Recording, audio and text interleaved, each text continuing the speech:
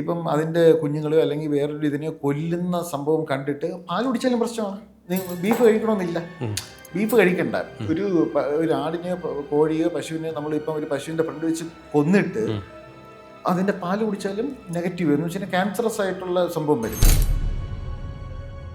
ഓരോ മാസികൾ, ആരോഗ്യ മാസികൾ വായിച്ചിട്ട് അവിടെ മുഴ വന്നാൽ ഇവിടെ വന്നാൽ ഇതാണ് അതാണെന്നുള്ളൊരു സംഭവം. ഇന്ന് ഗൂഗിളായി, അന്ന് ഇതാണ്. ഇന്നിപ്പോൾ ഗൂഗിളിൽ തലവേദന അടിച്ച് കഴിഞ്ഞാൽ നമ്മൾ ബ്രെയിൻ ട്യൂമർ, മറ്റേ സ്റ്റൊമക്കാണെങ്കിൽ ആ ഒരു ലെവലാണ്. അപ്പോൾ പണ്ടത്തെ വീട്ടമ്മമാർ പുറം ലോകമായിട്ട് ബന്ധമില്ല, ഇത് വായിക്കും. വായിച്ചിട്ട് ഇവർ ചിന്തിച്ചാണ് പല അസുഖങ്ങളും ഉണ്ടാക്കുന്നത്. എനിക്ക് കുപമണ്ഡുകമാവാനാണ് താല്പര്യം. കിണറ്റിനുള്ളിലെ തവള സേഫാണ്, കാരണം അറിയാവുന്ന കാര്യം പെർഫെക്റ്റ് ആയിട്ട് ചെയ്ത് പോവുക. What's your purpose of spirituality? നിങ്ങളുടെ പർപ്പസ് എന്താണ്? ആത്മീയ തലത്തിലോട്ട് പോകാനാണോ, അതോ നിങ്ങളുടെ ജീവിതത്തിലുള്ള പ്രശ്നങ്ങൾ മാറ്റാനാണോ, അല്ലെങ്കിൽ നാട്ടുകാർക്ക് നല്ലത് എന്താണ് നിങ്ങളുടെ പർപ്പസ്? ഭൈരവൻ്റെ സംഭവം, കാരണം ഭൈരവൻ എന്ന് പറയുന്നത് കർമ്മ എഫക്റ്റ് ചെയ്യാത്ത, ഇപ്പം നമ്മൾ ഭൈരവ ഉപാസകരാണ് അല്ലെങ്കിൽ ഭൈരവൻ ഇതാണെങ്കിൽ ഒരു കർമ്മസും നമ്മളെ എഫക്റ്റ് ചെയ്യത്തില്ല.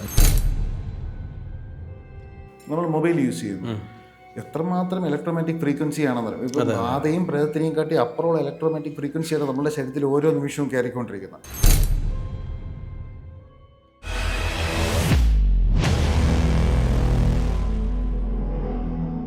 എന്തുകൊണ്ടാണ് കേരളത്തിൽ വലിയ വിവാദമാണ്, ബീഫ് ഭയങ്കര വിവാദമാണ്. വടക്കേന്ത്യക്കാരത് ഉപയോഗിക്കാറില്ല. ഇല്ല. എന്തുകൊണ്ടാണ് ഇങ്ങനെ ഒരു ബീഫ് ഉപയോഗിക്കരുതെന്ന് പറയുന്നത്? അല്ല, ഈ ബീഫ് ഉപയോഗിക്കരുതെന്ന് പറയാൻ മെയിൻ കാരണം ഫസ്റ്റ് തിങ് അൺഹെൽത്തിയാണ്. അൺഹെൽത്തി എന്ന് വെച്ച് കഴിഞ്ഞാൽ അത് ഭയങ്കരമായിട്ട് ഇമോഷൻ അബ്സോർബ് ചെയ്യുന്നതും അപ്പം ചോദിക്കും ബാക്കിയുള്ള ജീവികൾക്കില്ലേ, പക്ഷേ കുറച്ച് ക്വാണ്ടിറ്റി കൂടുതലാണ്.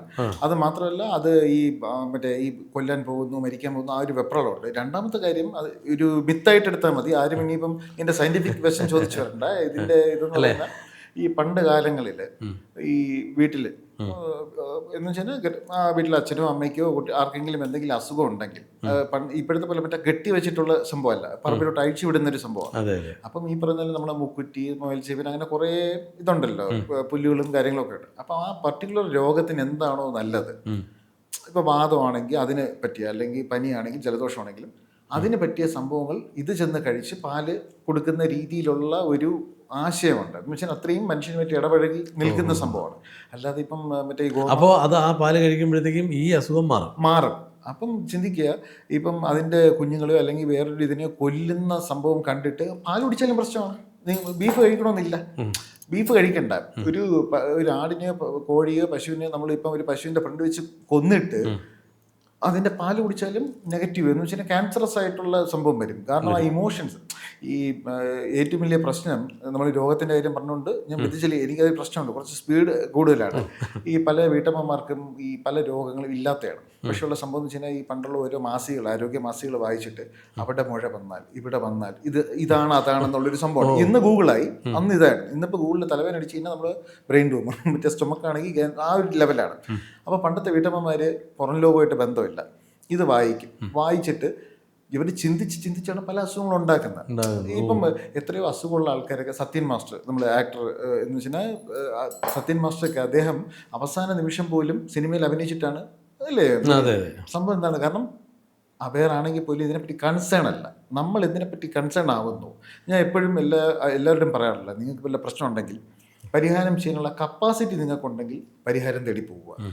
പരിഹാരം ചെയ്യാൻ കപ്പാസിറ്റി ഇല്ലെങ്കിൽ നിങ്ങൾ അതിനെ തേടി പോകണ്ട, ഈ ചെറിയ സംഭവം വെച്ചങ്ങ് പോവുക. കാരണം എന്താ പറയുമ്പോൾ പരിഹാരം തേടിപ്പോയി ഇതിനെപ്പറ്റി കൂടുതൽ അറിഞ്ഞ് പ്രശ്നമായി ജീവിതം അളുവെളുത്താവും. അതിനെയും കാട്ടി നല്ലത് ചെറിയൊരു പ്രശ്നമുണ്ട്, യൂസ്ഡ് ടു ആവും. നമ്മൾ ഏതൊരു സ്റ്റേറ്റിലും ഒരു 90 ദിവസം അല്ലെങ്കിൽ 3 മാസം 4 മാസം നമ്മൾ യൂസ്ഡ് ടു ആയിക്കഴിഞ്ഞാൽ, ഒരു മണ്ഡലമല്ലേ 42 ദിവസം യൂസ്ഡ് ടു ആയാൽ ഏത് യക്ഷീരിയും പാതേരിയും പ്രേതത്തിൻ്റെയും കൂടെ നമുക്ക് അഡ്ജസ്റ്റ് ചെയ്ത് ജീവിക്കാൻ പറ്റും.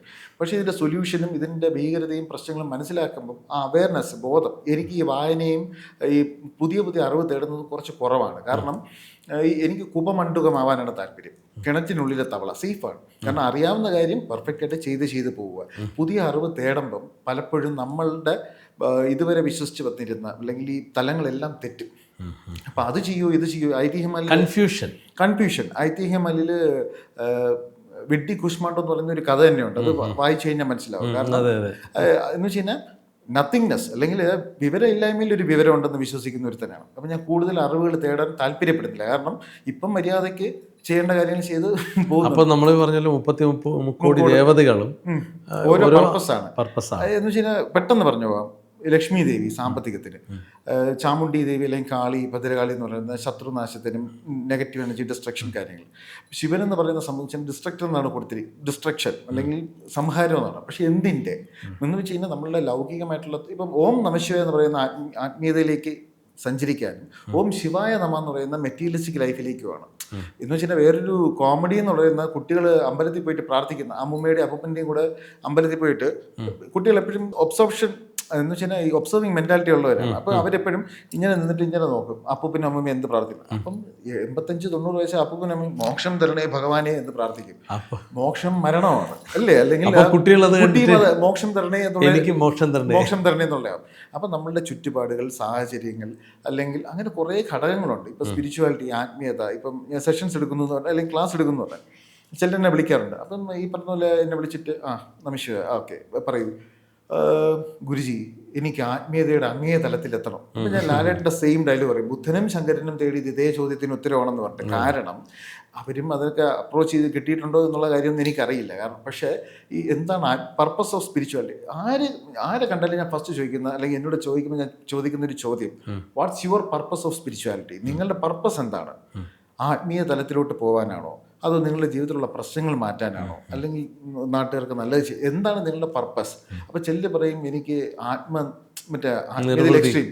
അപ്പോൾ ഞാൻ പറയും അനിയ ഞാൻ പോലും ആ പരുവത്തിൽ എത്തിയിട്ടില്ല. എൻ്റെ ഒരു ഇതെന്ന് പറയുന്നത് എന്തെങ്കിലും തരത്തിലുള്ള നിങ്ങൾക്ക് പ്രശ്നമുണ്ടെങ്കിൽ അത് കണ്ടെത്തുക, അതിനൊരു പരിഹാരം നിർദ്ദേശിക്കുക, ഇത്രയൊക്കെയുള്ള ചെറിയ പരിപാടികളെ ഞാൻ ചെയ്യുന്നുള്ളൂ. അല്ലാതെ മറ്റേ വലിയ പരിപാടികളൊന്നും പോകുന്നില്ല. അപ്പോൾ ഈ പറഞ്ഞ അസുഖങ്ങൾ നമ്മൾ ഈ പറഞ്ഞ ദേവതകളായിട്ട് ഇന്റർ കണക്റ്റഡ് ആണ്. അതുകൊണ്ട് പല അസുഖങ്ങളും നമുക്കിപ്പം ഈ വേദനകൾ, അപ്പം ഇതേ ഞാൻ പറഞ്ഞ ഇപ്പം വയറുവേദനയല്ല ഓരോ ദേവതകളുണ്ട്. അപ്പോൾ പല ദേവതകളും ഇങ്ങനെ നമുക്ക് വേദന വരുമ്പോൾ അപ്പോൾ ആ ദേവതകളെ ഉപാസിച്ചാൽ നമുക്ക് ആ വേദനയ്ക്ക് ശമനമുണ്ടാകുമോ എന്നാണ് ചോദ്യം. ആ യക്ഷിയെ ഉപാസിച്ച് കഴിഞ്ഞാൽ, ഈ സോക്കുള്ള യക്ഷിനെ ഉപാസിച്ച് കഴിഞ്ഞാൽ അത് കൂടുകയുള്ളൂ. കാരണം അതിന് നമ്മൾ സപ്പോർട്ടിങ് എനർജിയാണ് കൊടുക്കുക. അപ്പം എന്ത് ചെയ്യണം അതിന്? ഇപ്പം വായു സംബന്ധവും വയറ് സംബന്ധമായിട്ടുള്ള സംഭവത്തിന് കൂടുതൽ ഹനുമാൻ സ്വാമിയെ, ഇപ്പം ഞാൻ നേരത്തെ പറഞ്ഞ പോലെ ഇപ്പം ഈ പ്രേതം, യക്ഷി, ഭൂതം എന്നൊക്കെ പറയും. ഇപ്പം ആത്മാവെന്ന് പറയുന്നൊരു തലമുണ്ട്. അതൊരിക്കലും നമ്മളിപ്പം നോർമൽ ലെവലിൽ ഡീൽ ചെയ്തിട്ട് കാര്യമുള്ളൂ. അത് നൈഷ്ഠിക ബ്രഹ്മചര്യ സ്വഭാവമുള്ള ഊർജ്ജങ്ങളെ വെച്ച് മാത്രമേ ആത്മാവെന്നുള്ള ഇതിനെ കൺട്രോൾ ചെയ്യാൻ പറ്റൂ. ഇപ്പം വയറ് സംബന്ധമായിട്ടുള്ള ഒരു പ്രശ്നം വരികയാണെങ്കിൽ ഹനുമാൻ സ്വാമി, നമ്മൾ ഇപ്പം ചെസ്റ്റുമായിട്ട് ബന്ധപ്പെട്ടിട്ടുള്ള പ്രശ്നം വരികയാണെങ്കിൽ രാജരാജേശ്വരി, ദശമഹാവിദ്യയിലെ രാജരാജേശ്വരി, അങ്ങനെ ഓരോന്നിനും ഓരോ തലങ്ങൾ പറഞ്ഞു വരുന്നുണ്ട്. പക്ഷെ ഞാൻ ചെയ്യുന്ന സംഭവം ഈ ഇതാണ്, എന്ത് അസുഖത്തിനും പാരസെറ്റമോൾ അല്ലെങ്കിൽ ഹോമിയോ ഇതുണ്ടല്ലോ എന്ന് വെച്ചാൽ ആ ഒരു ആശയം പോലെ ഒറ്റ ഒരു ആൻറ്റിഡോട്ട്, ഈ മിത്രഡേറ്റ് ടു അപ്പതി എന്ന് പറയുന്ന ഒരു കൺസെപ്റ്റിൽ ഉണ്ടാക്കിയായിരുന്നു. മിത്രഡേറ്റ് ടു അപ്പതി. മിത്രഡേറ്റ് എന്ന് പറയുന്ന സംഭവം എന്ന് വെച്ച് കഴിഞ്ഞാൽ ആൻറ്റിഡോട്ട്. ഈ ബ്ലാക്ക് മാജിക് ആയാലും ആഭിചാരമായാലും ഈ എന്താണെങ്കിലും ഭൈരവൻ്റെ സംഭവം. കാരണം ഭൈരവൻ എന്ന് പറയുന്നത് കർമ്മ എഫക്റ്റ് ചെയ്യാത്ത, ഇപ്പം നമ്മൾ ഭൈരവ ഉപാസകരാണ് അല്ലെങ്കിൽ ഭൈരവൻ ഇതാണെങ്കിൽ ഒരു കർമ്മസും നമ്മളെ എഫക്റ്റ് ചെയ്യത്തില്ല.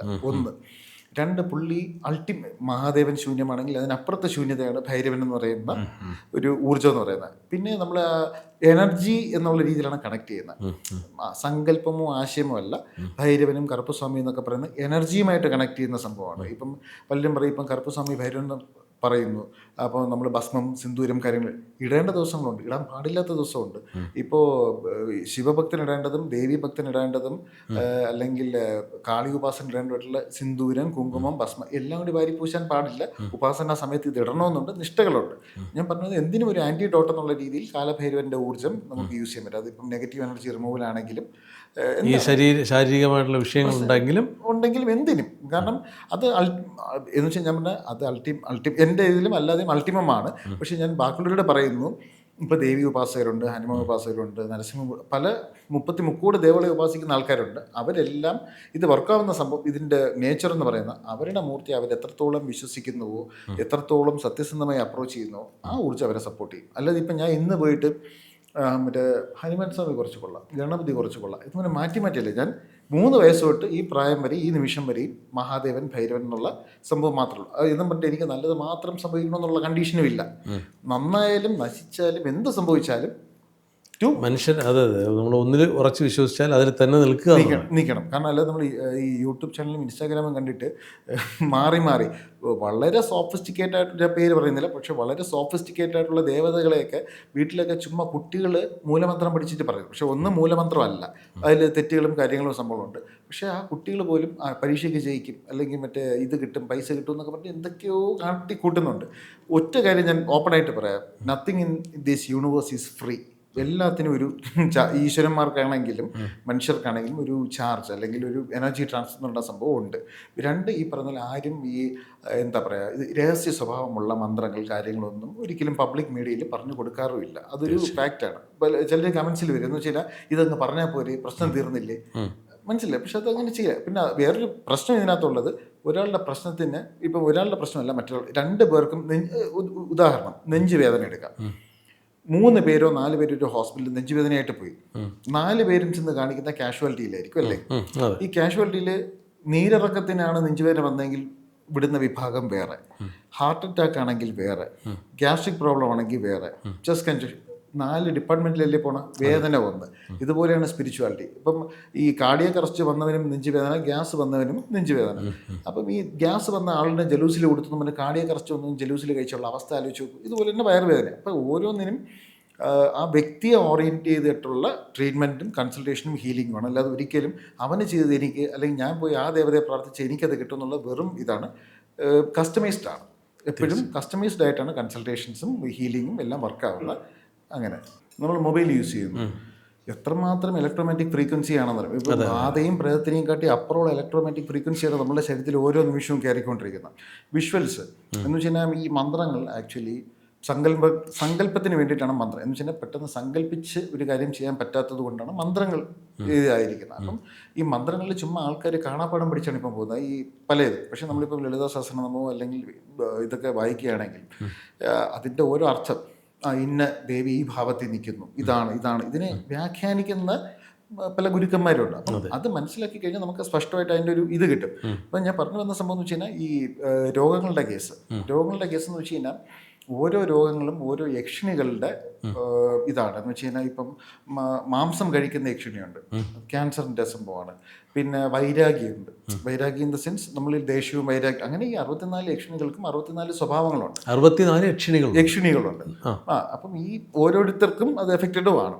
അപ്പം നമ്മൾ ഈ ഫസ്റ്റ് ആൾക്കാർ കൺസൾട്ടേഷൻ വരുമ്പോൾ പറയും, ഞാൻ ചോദിക്കാറുണ്ട്, ഞാൻ ജീവനും ചോദിച്ചു നേരത്തെ, എവിടെയെങ്കിലും ബോഡി പെയിൻ ഉണ്ടോ എന്നുള്ളത്. കാരണം ഓരോ സ്ഥലത്തിരിക്കുന്ന ഊർജ്ജങ്ങളുണ്ട്, ഓരോ സ്വഭാവമുണ്ട്. എന്ന് വെച്ചാൽ ഇപ്പം കന്നിച്ചാവ് എന്നൊക്കെ പറയുന്നത് നമ്മൾ ഈ മുട്ടിന് കീഴിലാണ്, ഈ അങ്ങനെയൊക്കെയുള്ള സംഭവം എന്ന് വെച്ചാൽ കന്നിച്ചാവ് കാര്യങ്ങൾ, ഈ രക്ഷസ് അല്ലെങ്കിൽ അങ്ങനെയുള്ള ദേവതകൾ അല്ലെങ്കിൽ ഊർജ്ജങ്ങൾ. ഈ രക്ഷസ് എന്ന് പറയുമ്പോൾ ആൾക്കാർ നേരെ മറ്റേ പഴയ സിനിമകളിലോട്ട് പോകും, ദൈവത്തെ ഓർത്ത് അങ്ങനെ ചെയ്യരുത്.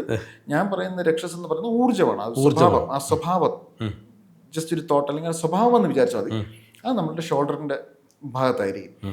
അപ്പൊ ഒരു വേദനയായിരിക്കും അല്ലേ, നമുക്ക് വെയിറ്റ് ആയിരിക്കും. ഇപ്പൊ ആഭിചാരം എന്ന് ഭയങ്കര പ്രോമിനന്റ് സംഭവമാണ്. ആഭിചാരം എന്ന് പറയുന്നത്, ആഭിചാരത്തിന്റെ സംഭവം എന്ന് വെച്ച് കഴിഞ്ഞാൽ ഇപ്പൊ ഒരു ഗ്ലാസ് വെള്ളം എടുത്തിട്ട് നശിച്ച് പോട്ടപ്പെട്ട് കൊടുത്തു കഴിഞ്ഞാൽ അത് ആഭിചാരമാണ്. അത് ആര് കൊടുത്താലും മന്ത്രമൊന്നും പഠിക്കണമെന്നില്ല. ഇല്ല, കാരണം നമ്മളിപ്പോ ഒരു കുടത്തിൽ വെള്ളം എടുത്തിട്ട്, കിണറ്റിലോ ഏത് വെള്ളം എടുത്തിട്ടും നമ്മൾ തീർത്ഥമാക്കാനുള്ള മന്ത്രം പറഞ്ഞിട്ട് തളിച്ചു കഴിഞ്ഞാൽ തീർത്ഥമാണ്. കാരണം വാട്ടർ മെമ്മറി ഉണ്ട്, ജലത്തിന് ബോധമുണ്ട്. അത് ഇവിടുത്തെ ആൾക്കാർക്ക് അറിയില്ലെങ്കിലും ജർമ്മനിയിലും റഷ്യയിലും ഒക്കെ മറ്റേ എന്താ പറയുക, യൂട്യൂബിൽ ചെക്ക് ചെയ്ത് കഴിഞ്ഞാൽ വാട്ടർ മെമ്മറിയിൽ നിന്ന് ചെക്ക് ചെയ്ത് കഴിഞ്ഞാൽ തന്നെ സയന്റിഫിക് ആയിട്ടുള്ള അതിൻ്റെ റിസർച്ചും കാര്യങ്ങളും പഠനങ്ങളും നടന്നിട്ടുണ്ട്, പ്രൂവ് ചെയ്തിട്ടുണ്ട്. അതുപോലെ കാർബൺ അല്ല, പണ്ട് നമ്മൾ വീടുകളിൽ വെള്ളം അത് നമ്മളെ ഇത് അല്ല, അത് ഏറ്റവും വലിയ സംഭവം എന്ന് വെച്ച് കഴിഞ്ഞാൽ ഹിന്ദുക്കളുടെ ഇത് മാത്രമല്ല, ക്രിസ്ത്യൻസിലായാലും ഇസ്ലാം മതത്തിലായിരുന്നാലും എല്ലാത്തിലും ഇതിനെല്ലാം ഒരു സത്യമുണ്ട്. എന്ന് വെച്ച് കഴിഞ്ഞാൽ ഇപ്പം എന്താ പറയുക ഇപ്പം സംസം വെള്ളം എന്ന് പറയുന്നത് ആ വിശ്വാസമാണ്. വെള്ളം വെറും വെള്ളമാണ്, അതിന് പ്രത്യേകിച്ച് ബോധമൊന്നുമില്ല. പക്ഷെ അത് പവിത്രമായ വെള്ളമെന്നും പറഞ്ഞിട്ട് നമ്മൾ കൺസീവ് ചെയ്യുമ്പോൾ അതിനൊരു ഗുണവും കാര്യവും ഉണ്ടാവുന്നത്. അപ്പോൾ സംബന്ധിച്ച് വെച്ച് കഴിഞ്ഞാൽ ഈ നമ്മൾ എന്ത് പറയുന്നു അത് വാട്ടർ മെമ്മറിയിൽ ഫീഡ് ചെയ്തിട്ടാണ്. ഇപ്പം ഞാൻ ഒരു ഗ്ലാസ് വെള്ളം പുറത്തു പോകുമ്പോൾ മിനറൽ വാട്ടറും കാര്യങ്ങളൊക്കെ ആണെങ്കിലും വീട്ടിലിപ്പം ഒരു ചെമ്പിൻ്റെ ഗ്ലാസ്സിൽ വാങ്ങിച്ചു വെച്ചിട്ട് ഓം നമഃ ശിവായ, ഞാൻ ഭക്ഷണം കഴിക്കുമ്പോഴും ഇത് തന്നെയാണ്, നോൺ വെജ് കഴിക്കുമ്പോഴും ഇത് തന്നെയാണ്. കാരണം ഞാൻ ഇപ്പോൾ ഈ ഹീലറാണ് ഇതെന്ന് പറഞ്ഞിട്ട് എൻ്റെ രീതിയാണ്, ഞാൻ ആരെയും ഇത് ചെയ്യുന്നില്ല. പക്ഷെ ഞാൻ പ്യുവർ നോൺ വെജിറ്റേറിയൻ ആണ്. കാരണം എന്താ പറയുക, അല്ല ഞാൻ ഫിഷും മീറ്റും കാര്യങ്ങളും സംഭവം കഴിക്കും. അപ്പം അടുത്ത ചോദ്യം വരും, ബീഫ് കഴിക്കും? മറ്റേ ഇപ്പോഴും നമ്മളെ കേരളത്തിലായതുകൊണ്ടും അവിടെ ഈ ഒരു ഇത് പോകുന്നുണ്ട്, കോൺട്രവേഴ്സി ഉള്ളതുകൊണ്ട്, കോൺസ്പിറസിയും കോൺട്രവേഴ്സിയും ഉള്ളതുകൊണ്ടും ചോദിക്കുന്ന ഒരു സംഭവമാണ് ബീഫ് കഴിച്ചിരുന്നു. പക്ഷെ അതിന്റെ പിന്നീട് മനസ്സിലായ സംഭവം എന്ന് വെച്ച് കഴിഞ്ഞാൽ ഈ അതിൽ ഭയങ്കരമായിട്ടുള്ള ഒരു എനർജി. അത് ശരിക്കും നമ്മൾ ഈ ശരീരത്തിലെ അസുഖമായിട്ട് ബന്ധപ്പെട്ടാണ്. അല്ല, അസുഖം മാത്രമല്ല, ഈ ഇപ്പം എന്താ പറയുക, നമ്മൾ ഒരു മൃഗം നമ്മളിപ്പം ഈ മൃഗങ്ങളെ കൊല്ലുന്നു എന്ന് പറയുന്നു. ഇപ്പം നമ്മളിപ്പം കാലഭൈരവ ക്ഷേത്രത്തിലോ അല്ലെങ്കിൽ കറുപ്പസ്വാമിയുടെ ക്ഷേത്രത്തിലോ ഒക്കെ പോയി അവിടെ ആടിനെയൊക്കെ വെട്ടിയിട്ട്, ഞാൻ ഭയങ്കര മട്ടൺ ഞാൻ കഴിക്കുന്ന ഒരു വ്യക്തിയാണ്. അപ്പം ഈ പറഞ്ഞ പോലെ നമ്മൾ ഫുഡ് കഴിക്കും, ഇതിൽ മെയിൻ തിങ് ഇതിനെ കൊല്ലുന്ന സമയത്ത് അത് അറിയാൻ പാടില്ല. ഇവൻ നമ്മളായാലും മരിക്കുമ്പോൾ നമ്മൾ അറിയാൻ പാടില്ല. എൻ്റെ പ്രാർത്ഥനയാണത്. എന്ന് വെച്ച് കഴിഞ്ഞാൽ നമ്മളറിയാതെ ഈ കാർഡിയാക് അറസ്റ്റ് വന്നോ അല്ലെങ്കിൽ ഇങ്ങനെ നമ്മളറിയാതെ മരിക്കണമെന്നുള്ള പ്രാർത്ഥനയാണ്. അതുപോലെ തന്നെ ഈ മൃഗങ്ങളെ വെട്ടുമ്പോൾ ഏറ്റവും ബ്രൂട്ടലായിട്ടുള്ള സംഭവം എന്ന് വെച്ച് കഴിഞ്ഞാൽ പശുവിനെയും ആടിനെയൊക്കെ വെട്ടുമ്പോൾ മറ്റേതിനെ കൊല്ലുന്നതും അത് കഴുത്ത് മാറി വീണതൊക്കെ കണ്ട് പേടിച്ച് നെഗറ്റീവ് സർക്കുലേഷൻ നടന്നിട്ടാണ് ഇതൊക്കെ സംഭവിക്കുന്നത്. അപ്പം അതിൻ്റെ നെഗറ്റീവ് ഹോർമോണിക്കൽ പ്രശ്നങ്ങൾ മെയിനായിട്ടും ഉണ്ട്. കാരണം പശുവിന് ഭയങ്കര ബോധവും എന്താ പറയുക, ഈ ഒരു മനുഷ്യന് അസുഖമോ നമ്മൾ ഒരു നെഗറ്റീവ് മൂഡിൽ ചെന്ന് പശുവിൻ്റെ അടുത്ത് നിന്ന് കഴിഞ്ഞാൽ അത് അബ്സോർബ് ചെയ്യും. മനസ്സില്ല? കാരണം ഞാൻ പറയുന്നത് ദൈവികമായിട്ടുള്ള വശങ്ങളല്ല. ഈ ശൈവോപാസകൻ അല്ലെങ്കിൽ കാലഭൈരവന്റെ സംഭവത്തിൽ ശിവനുള്ളതാണ്, നമ്മൾ ശിവനില്ലാത്തത് ശവം എന്നുള്ളൊരു കൺസെപ്റ്റാണ്. അപ്പം ശിവനില്ലെങ്കിൽ ശവമാണ്, പിന്നെ അതിന് വേറെ ഡെക്കറേഷൻ ഒന്നുമില്ല.